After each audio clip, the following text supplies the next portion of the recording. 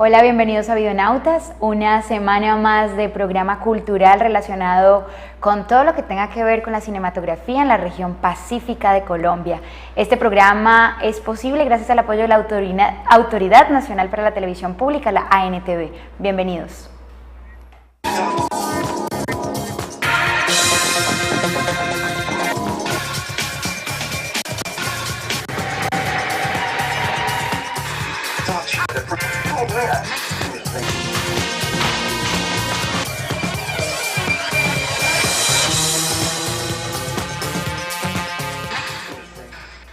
Como todas las semanas, en Videonautas tenemos un invitado central que es quien nutre este programa y a lo largo del cual vamos a hablar con él, de su obra, de su participación. El día de hoy nos acompaña nada más y nada menos que Humberto Valverde, crítico de cine, periodista, escritor, de guiones, de libros. Humberto, bienvenido a Videonautas. Muy buenos días, ¿cómo te va? Bien, gracias. Antes de continuar con Humberto, vamos a ir a nuestra sección de música para cine. El día de hoy el turno es para la banda sonora del Señor de los Anillos.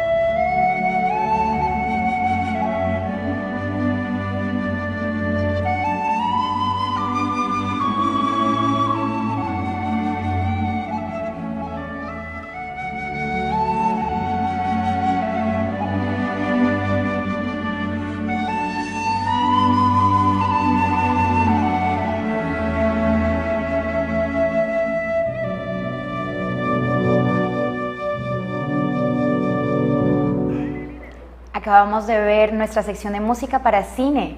La película El Señor de los Anillos es una adaptación cinematográfica de la trilogía homónima de J.R.R. Tolkien.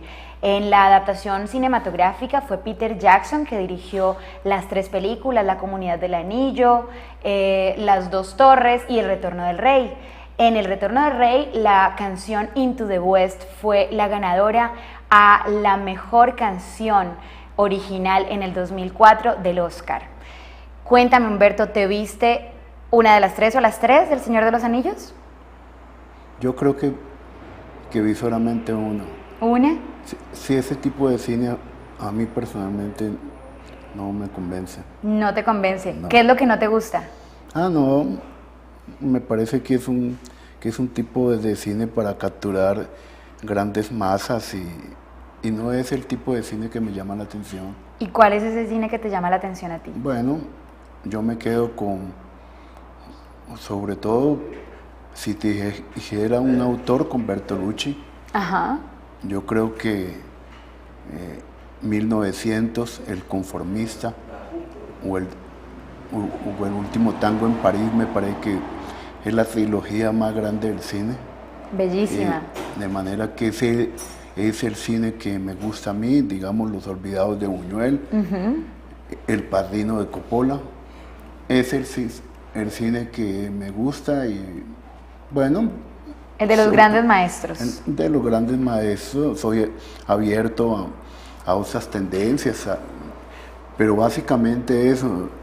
Si tú me dijeras, digamos, cuáles son las 4 películas que me gustan, esas.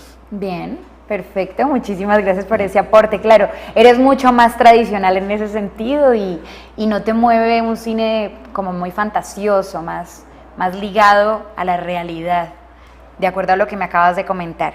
Bueno, pues mira que la idea de tenerte en Videonautas el día de hoy es tejer un programa que ligue el cine y la literatura, que dada tu trayectoria como escritor y también como escritor de guión, que has hecho entrevistas a documentalistas, a directores, a realizadores colombianos, que eres un cinéfilo lógicamente muy grande, que has hecho unos aportes a la historia del cine colombiano bastante importantes, pues la idea sería que llevemos este programa bien ligando estas dos artes que se imbrican muchas veces de manera colosal.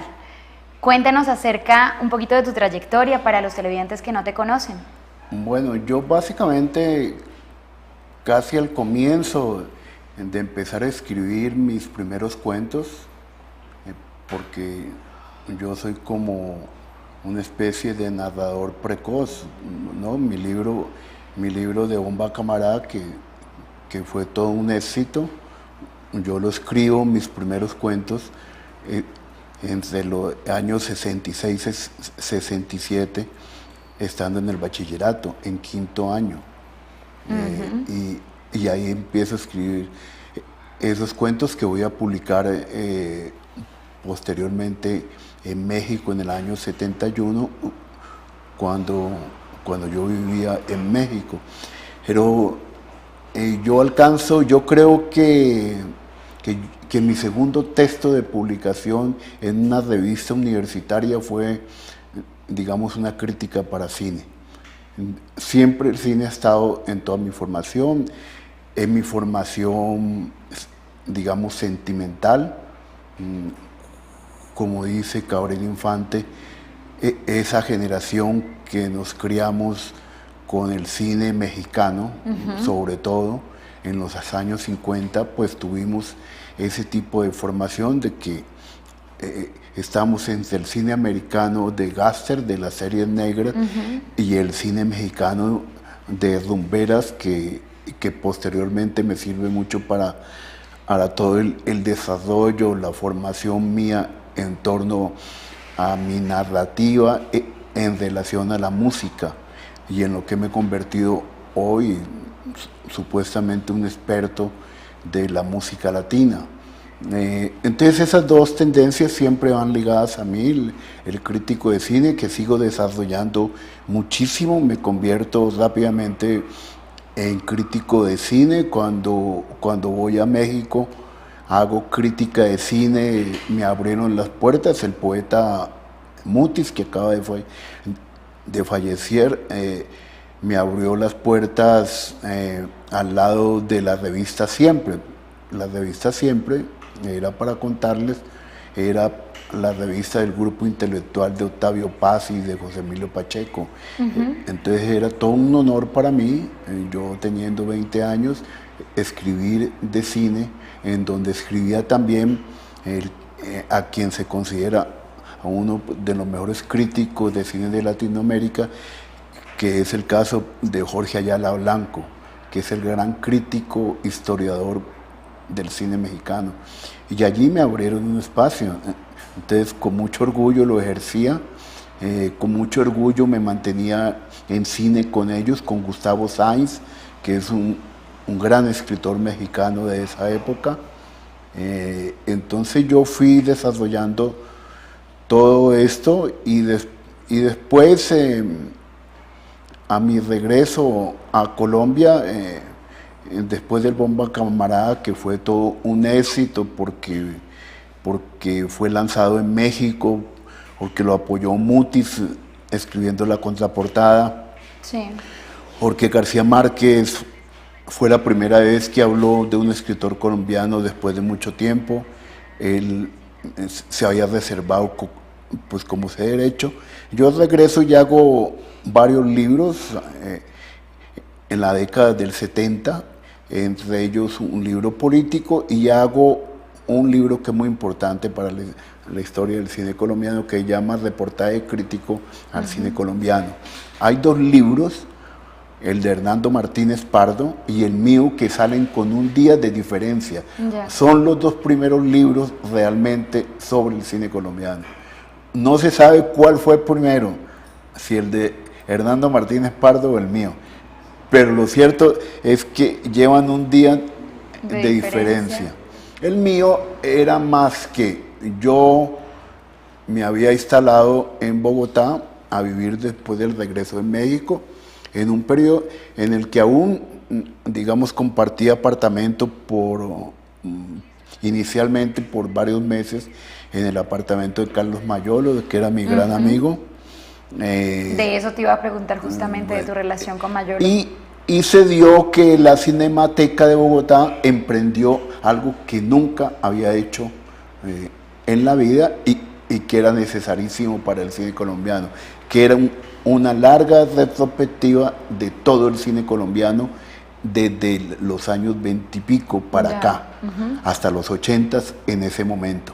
Entonces fue una larga retrospectiva que yo, afortunadamente, estaba en Bogotá, me la vi juiciosamente, vi todo eso, adquirí como una visión total de lo que se había hecho en el cine colombiano y se estaba produciendo ya el fenómeno de los nuevos directores, todo. Entonces dije, pues hagamos un libro. Hagamos un libro. Hagamos un libro de reportajes con los directores más importantes del cine colombiano. Y digamos, tú empiezas siendo un cinéfilo ávido, consumes cine por todo lado, empiezas a hacer crítica, empiezas a hacer este reportaje del cine colombiano. ¿En qué momento empiezas a querer, digamos, hacer cine desde la escritura del guión? Siempre. Siempre. Siempre.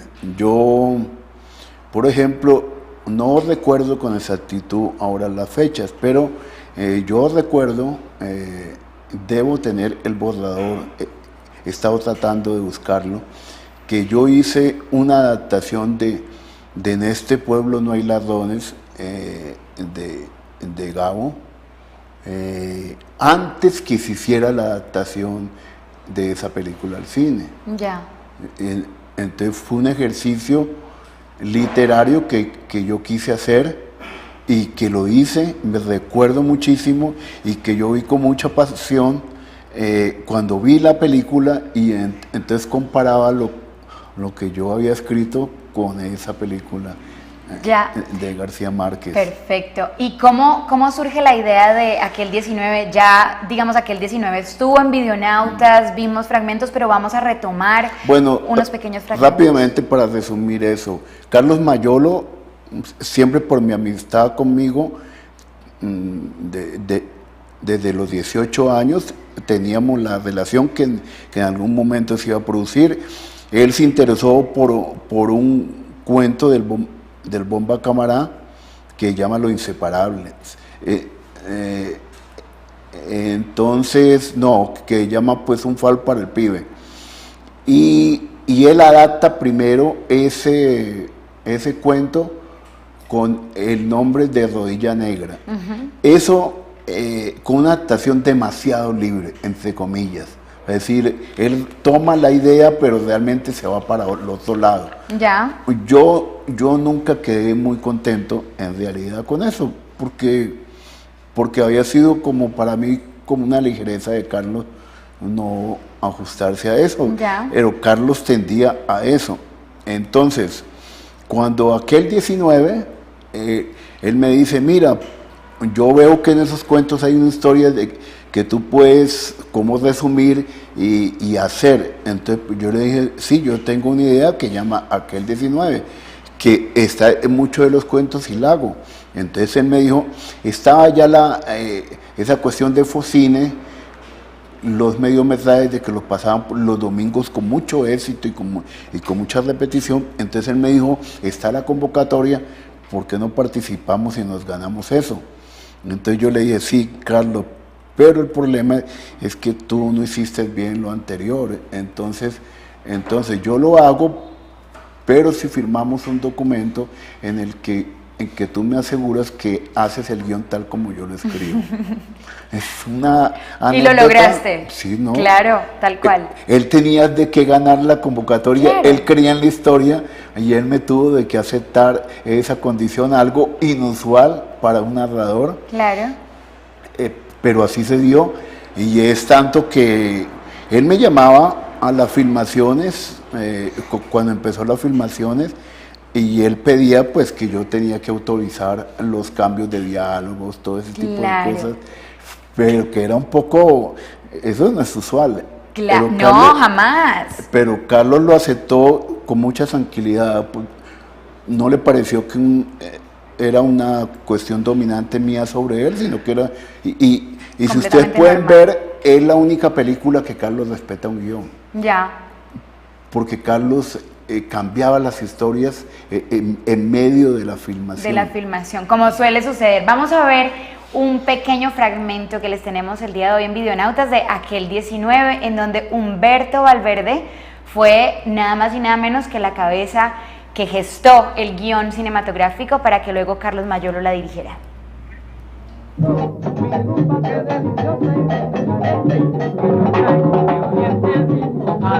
Para la gente que ellos traen y oriente el mismo caliente.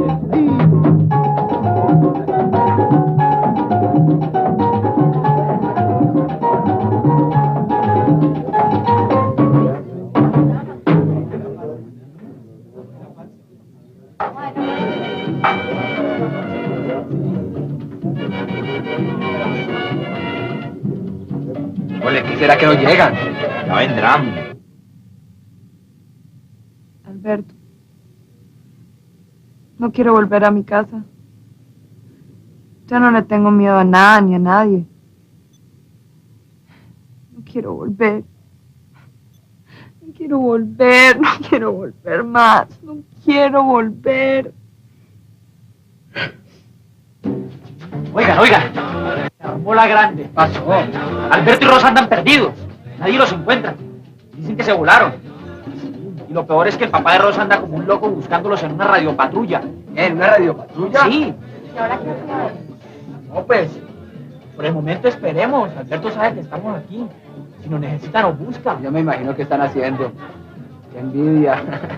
¿Por qué no lo hicieron de día? Este man es muy bruto. Esos libros que leen no te han enseñado que eso no se piensa, sino que se hace, pase lo que pase. Bueno, ya dejémonos de dramatismo y brindemos por ello mejor.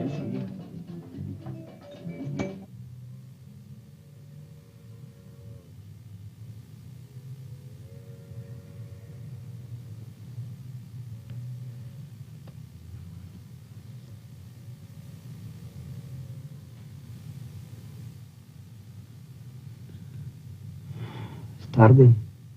No importa. ¿Qué es eso? Es mi papá.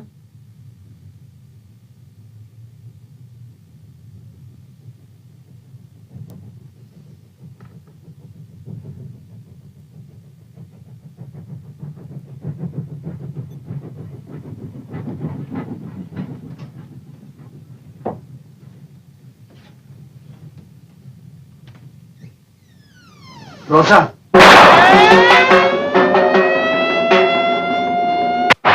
Alberto y Rosa se mataron. ¿Cómo así? ¿Por qué? Sí, se mataron, hombre.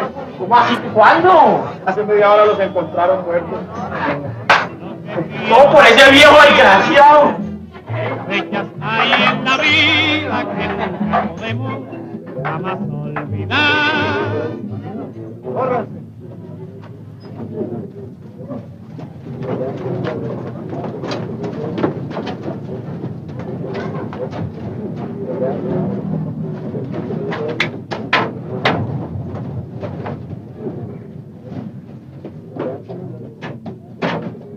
Teniente Morales. Esto es para la reserva del sumario. Teniente Morales, esa pistola es mía. No importa, eso es reserva del sumario.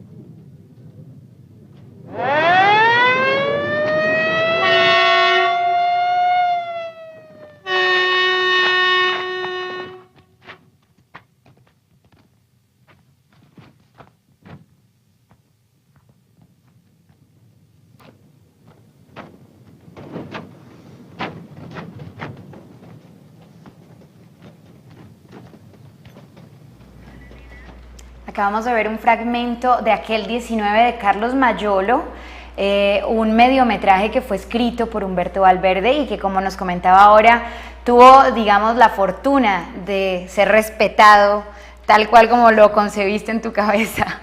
Cuéntame, ¿te enteraste del lugar de la locación? ¿Qué especial? Porque parece bien colonial, como San Antonio. No, las escenas de la habitación eran todas en San Nicolás, por la cuarta con 22 o con 23.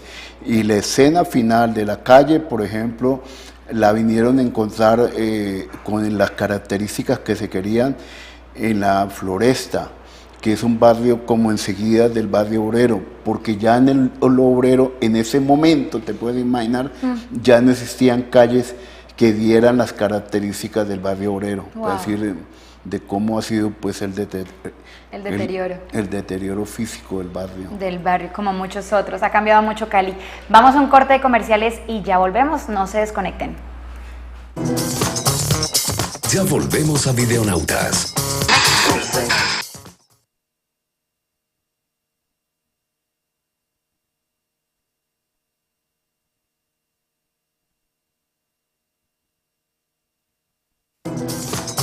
Estás viendo Videonautas. Seguimos aquí en Videonautas con Humberto Valverde el día de hoy. Humberto, háblame acerca de tu obra literaria. ¿Cuántos libros, cuentos tuviste que, digamos, publicar para llegar hasta Quítate de la Vía Perico, que nos vas a contar ahorita más adelante? ¿Qué relación tiene con la última película de Antonio Dorado, Amores Peligrosos? Bueno, sería largo, pero resumiendo, yo tengo más de 12 libros, entre ellos Bomba Camará, 2 libros de cuentos, tengo novelas, tengo Celia Cruz, Reina Rumba, que es el libro más exitoso, es un libro ya de 10 ediciones, más de 700.000 ejemplares, y Quítate de la Vía, que es otra novela. Tengo el libro de crítica de cine, un libro de reportajes políticos, tengo un libro sobre música, que es otra tendencia mía, Sí. sobre la Sonora Matancera, sobre la Orquesta Femenina de Cali, Abran Paso, que es un libro, y después mi penúltimo libro, que fue un libro de crónicas sobre músicos, que lo publicó la Universidad del Valle, y mi último libro se puede decir que es la biografía de Jairo Varela, que he publicado digamos en fascículos en el país, que ya se compiló como libro, pero que ya viene una segunda edición como libro, como tal. Como tal, ya sí, único. Único. Entonces eso, bueno, es una obra muy grande. Muy amplia. Muy vasta. Es bastante notoria que, digamos, la temática de la salsa, de la música en tu obra, y me encantaría que nos expliques, pues ahora me estabas comentando que cuando ya arrancas con la escritura de Amores Peligrosos junto con Antonio Dorado, inspirándote un poco de tu libro Quítate de la Vía Perico y del otro libro del que me hablaste, ¿cómo es el título? ¿En busca de tu nombre? ¿Cuál? Sí, que entre todos fuiste tejiendo, llegaron a 18 versiones del guión. Bueno, del guión, sí. Cuéntanos cómo es esa relación que empieza a tejerse ahí, primero con Antonio Dorado y luego con esta temática de la salsa tan presente también en tu obra. Bueno, rápidamente lo del guión primero es que yo escribo un guión para una convocatoria de un curso en Telepacífico, Sí. porque viene un profesor brasileño y ahí participamos varias personas que posteriormente todos fueron guionistas, como como Oscar Campo, como Fernández, como varios Muchos, sí. de la Universidad del Valle, Antonio mismo y yo.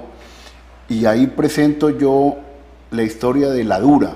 Exacto, Así La se Dura. llamó inicialmente La Dura, que son 4 capítulos y que cuenta la historia de un personaje desde 4 ángulos diferentes, que es la misma historia de Rashomon, Ok, hecha en la estructura Genial. de Rashomon. ya. De manera que eso es lo que está armado allí. Entonces, esa estructura, después, como no había nada que hacer con eso, guión, yo lo incorporé en mi novela. Y entonces lo incorporé en mi novela, que era como una novela totalizante sobre el problema del poder del narcotráfico y las nuevas éticas y vida de Cali en los años 80. Ya. Porque Quítate de la Vida es quizás la novela más fuerte que se ha escrito sobre ese periodo desde la intimidad, porque es contada desde adentro de las rumbas. Y eso es lo que muestra la película también. Ya. Porque la película no solamente se quedó en la historia de Sofía, que es la historia de La Dura, que posteriormente se convirtió, se le cambió de nombre como La Reina.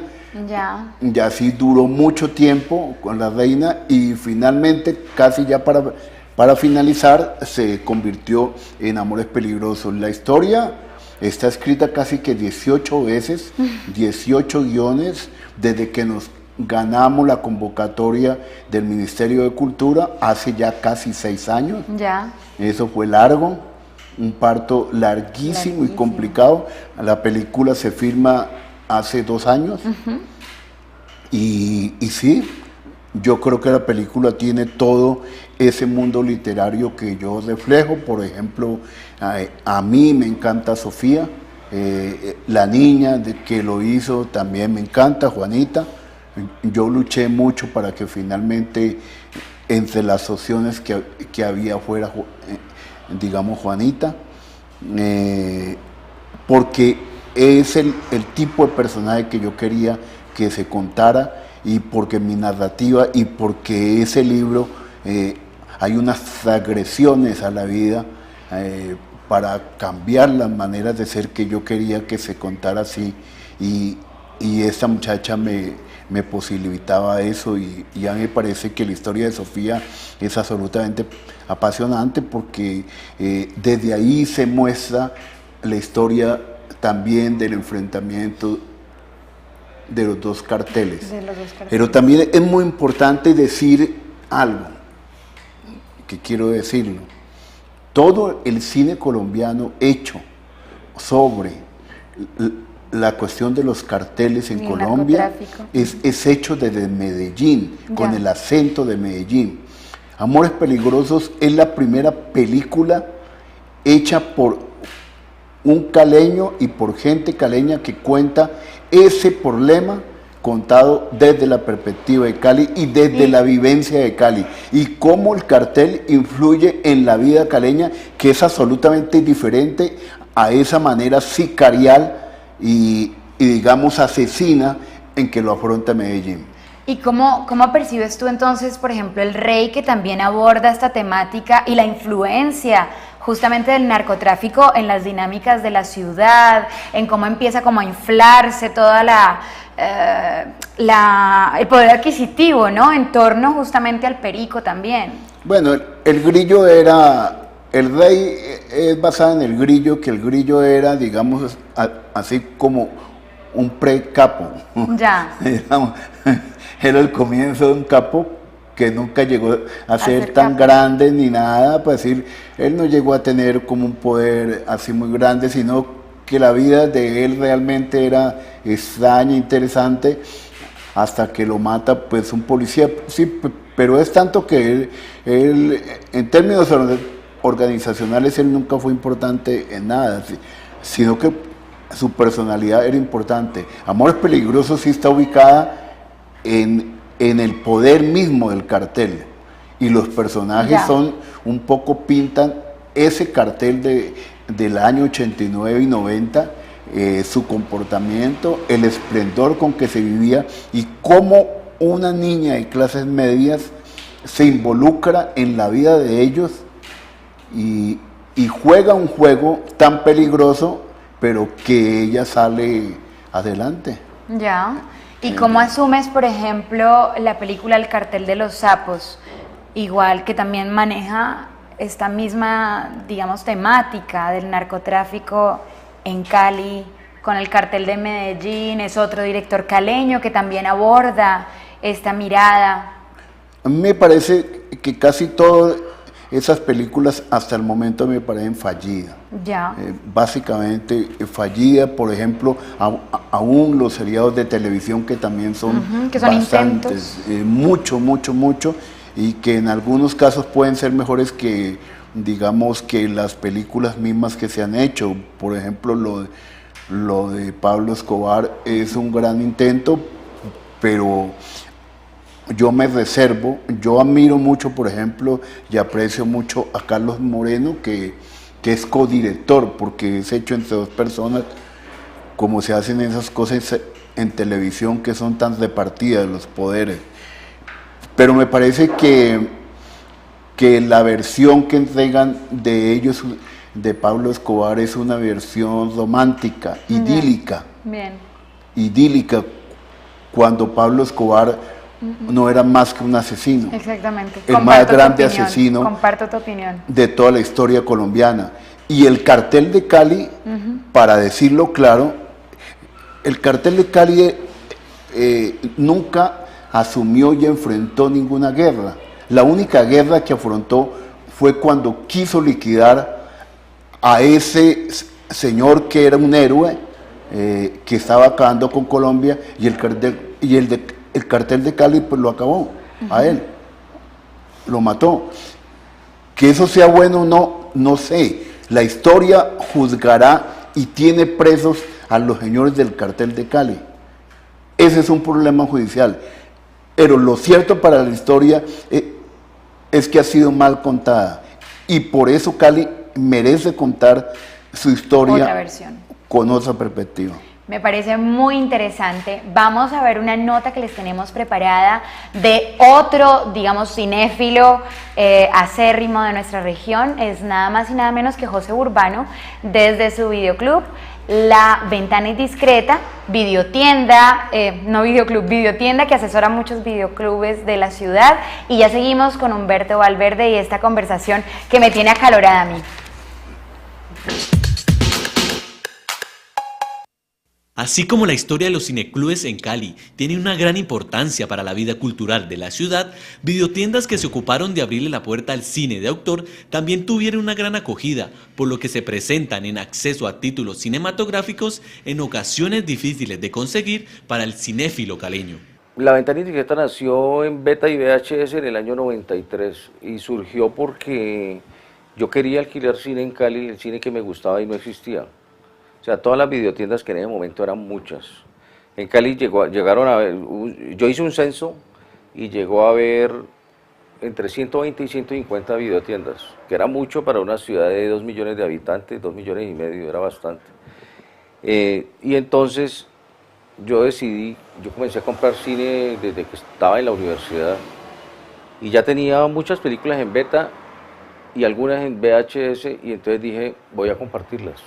Ese fue el inicio de La Ventana Indiscreta y además porque yo considero la mejor película de la historia, es una obra maestra de La Ventana Indiscreta de Hitchcock, hecha en 1954, tú la ves hoy y parece hecha ayer, ¿no? Desde la década de los 90, La Ventana Indiscreta se ha ocupado de la recopilación de los más interesantes títulos de directores de cine que a lo largo de la historia se han hecho un lugar importante por fuera de la industria cinematográfica comercial y que recurren a nuevos caminos en la construcción de su propuesta fílmica. En el año 93 decidimos en un local muy chiquito que quedaba al pie de Bellas Artes, local de 3x3. Decidimos, de pronto hay a 3 personas en Cali que les interesan mis películas.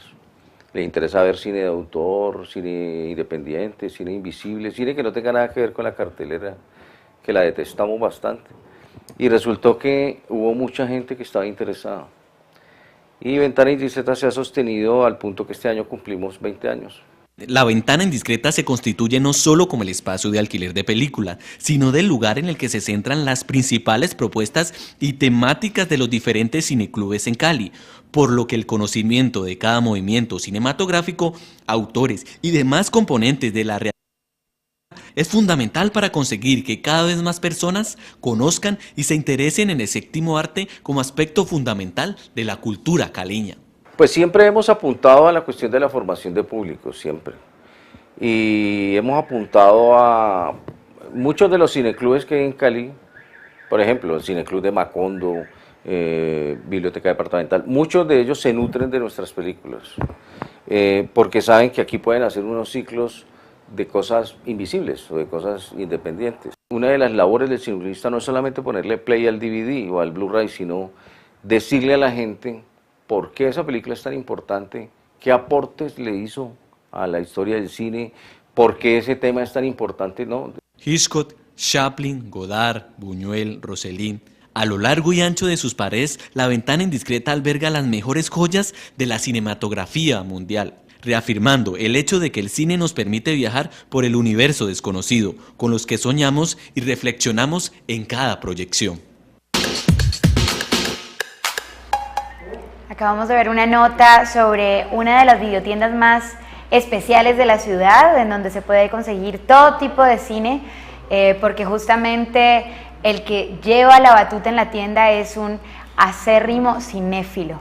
Bueno, Humberto, sigamos con esta conversación que estaba bien interesante en torno a cómo se aborda una temática tan delicada como es este tema, que además es delicado no porque sea susceptible, aunque también es muy susceptible, pero sobre todo porque ha sido abordado, como siempre, desde una perspectiva muy, digamos, a mi parecer, que aborda todo desde la pornomiseria, desde la violencia cruda, y que veo que esta es una propuesta bastante diferente, se aborda desde una perspectiva local, desde una mirada caleña, una vista, digamos, de la ciudad y de personajes caleños con mucha fuerza y de aspectos, como me mencionabas tú, bien relevantes, como también son, por ejemplo, el erotismo que se aborda aquí, un erotismo muy sensual. ¿Qué tiene de especial, justamente, ya que tocamos el tema del erotismo, esta película? Yo aún no la he visto, la voy a ver el martes.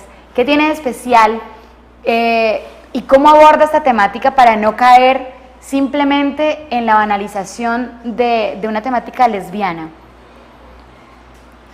Mira, yo creo que aquí encontramos un gran personaje que es Sofía. A mí me encanta, es un personaje y espero que así la gente lo sienta.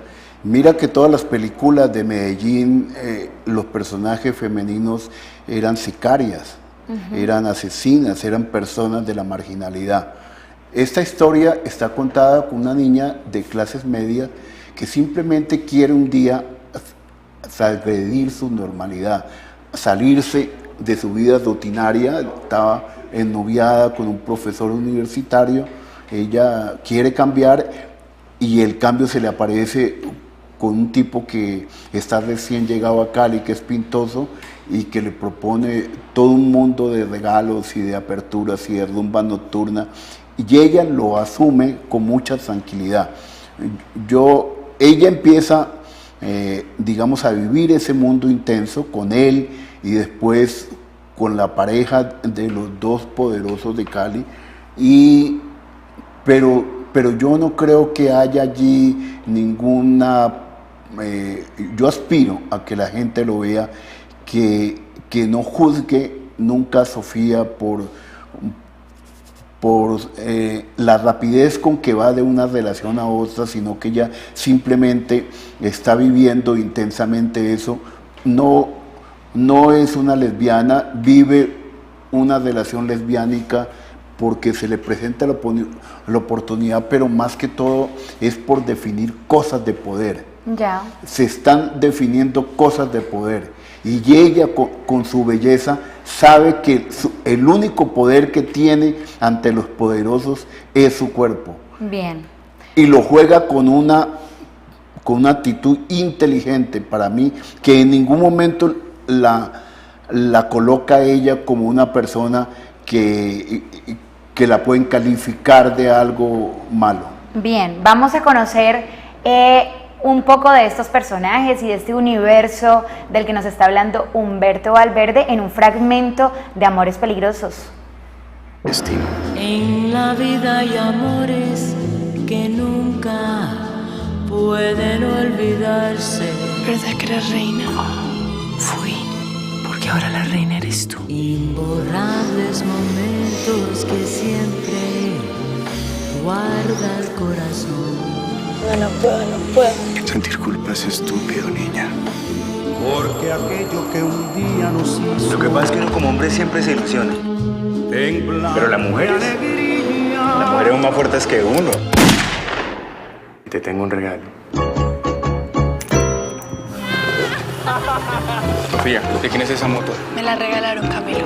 Los regalos tienen un precio. Tienes unas manos mágicas. Tú eres una consentida. Yo en un mundo me vuelvo a montar. Yo no nací para ser pobre. Se creen los nuevos dueños de la ciudad. ¿De la ciudad? Del país, huevón. Es una sensación rara. Se siente un frío extraño que te eriza todo el cuerpo. Yo no soy la persona que usted cree. ¿Crees que puedes dejar todo así nomás? Vine por ti y no me voy a ir con la mano vacía.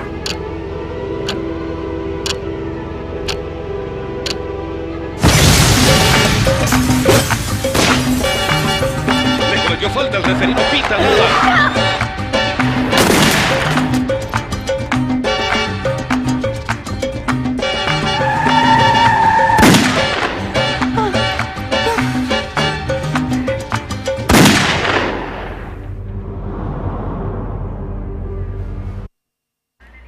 Acabamos de ver el fragmento de la última película de Antonio Dorado, Amores Peligrosos, y el día de hoy en Videonautas contamos con la participación del co-guionista Humberto Valverde, que está aquí con nosotros y nos estaba contando todo acerca del universo de la película. Humberto, cuéntanos un poquito acerca de la historia. Ya nos mostraste un poco acerca de este personaje de Sofía, de la temática que maneja, de la perspectiva, pero cuéntanos acerca de la historia. La historia tiene la vida de Sofía, que es como el personaje central que va introduciendo un mundo, pero que al mismo tiempo se está presentando un subfondo en la historia, que es el enfrentamiento de los dos carteles y cómo el grupo de Cali tiene como la afrenta de lo que está haciendo Medellín y toman decisiones, empiezan a tomar decisiones drásticas que posteriormente no están en la película, pero que evidentemente se nota que van a ser decisiones muy fuertes de reacción de ellos. La historia de Sofía la van a ver, ella irrumpe en un mundo desconocido, pero del cual ella con inteligencia y con sagacidad se apropia de él, sin muchos temores, claro, frágil, y tiene que jugar esta cuestión del erotismo, de su belleza, para reservarse como una salvación, porque es una niña que está empezando a vivir, pero lo quería vivir eso, y lo vive intensamente. Bueno, ¿y cómo se aborda la temática, digamos, de la salsa en la dinámica de la ciudad? ¿Qué tiene de especial? Digamos, es un tema que está siendo tocado por muchos frentes. Se acaba de rodar, o se está terminando de rodar Ciudad Delirio, tenemos esta película, se grabó Que Viva la Música de Andrés Caicedo también. ¿Cómo abordan ustedes esta dinámica de salsa, cine y ciudad? No, bueno, la mía es clara. La película nuestra de Antonio, con guión escrito por los dos, es clara porque ese es mi mundo literario, el mundo mío que va ligado a la rumba, porque la película gira mucho en torno a la noche, porque es evidentemente que el mundo de estos personajes es la noche, es nocturno, son las discotecas, y Sofía entra en ese mundo de la rumba continua en las noches. Esa es la participación de la salsa perfectamente captada, sin querer mostrar más de ese mundo, sino que su autenticidad, que es algo pues que mi narrativa está llevado a la perfección. Yo soy un exponente claro de eso. Otras cosas son otras películas que están haciendo más sobre la moda de la salsa en Cali, de que me parece que es eso, de manera que eso es totalmente pues diferente a lo nuestro, que eso está en la raíz de la historia. Claro. La raíz de la historia al... está metida en la salsa. Bien, y por último, para generar esta inquietud picante en torno a la película, ¿qué crees tú que es lo más maravilloso de la cinta comparado desde la forma como se aborda el tema del narcotráfico? Pues yo creo que le hizo un esguince al problema, porque ahora todo el mundo dice, ¿por qué más de ese tema? ¿Por qué más de ese tema? Bueno, para que la gente salga de esa problemática, yo les digo, yo he ido al Festival de Cine de Cartagena por 30 años.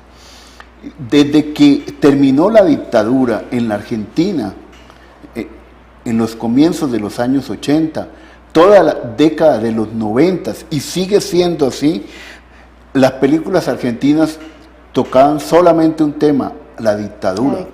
Porque es algo que ellos tienen que exorcizar para vivir semejante tragedia. Colombia tiene que no esconder un pasado, sino contar su pasado. Ahora, que algunos lo cuentan mejor y otros peor, bueno, que salieron películas muy seguidas malas sobre eso, de que la televisión está manoseando el tema, bueno, es otro problema, pero Cali tiene la necesidad de contar ese mundo que nunca se había contado desde Cali. Le hicimos el esguince con una historia de amor fuerte, con una película que es abiertamente sensual, con una propuesta de sensualidad que no la ha tenido nunca el cine colombiano, pero que es propio de mi literatura, de mis personajes. Y yo creo de que salimos adelante. Me dice Antonio, yo conozco la copia de 35, me dice Antonio que la versión digital es maravillosa, porque tiene toda la cuestión de la última copia de Los Ángeles, es magnífica en el color, el sonido, de manera que estamos contentos de un producto que va a ser absolutamente maravilloso y que esperamos, claro, que sea del gusto la de todos. respuesta del público, que el público es ese monstruo que dice al final que nos devora o no. Exacto, o nos devora o nos hace el feo. Sí. Bueno, Humberto, para mí y pienso yo que para todos los televidentes ha sido un placer contar contigo, con una perspectiva tan amplia, tan rica en torno al cine, a la literatura, a tu pasión, a la salsa. Yo estoy que me muero de ganas para ir a ver la película. Te daré mi punto de vista como espectadora. Como tiene que ser. Y bueno, muchísimas gracias por tu participación. Vamos a ir a un corte de comerciales. Ustedes no se desconecten, que ya seguimos aquí en Videonautas. Ya volvemos a Videonautas.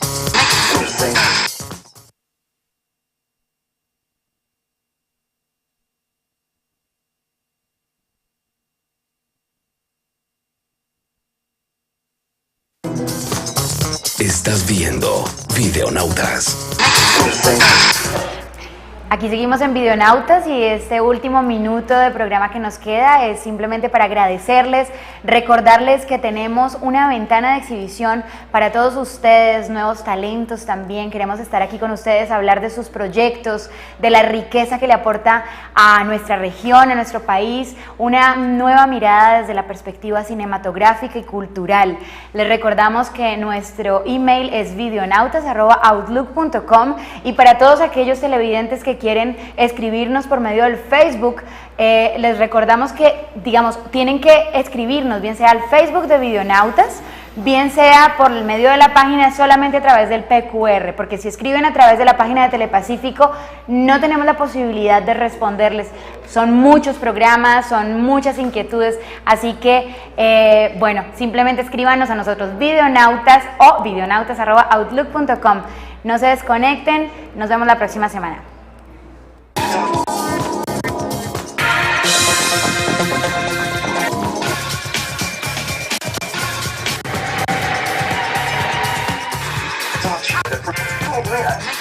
Thank you.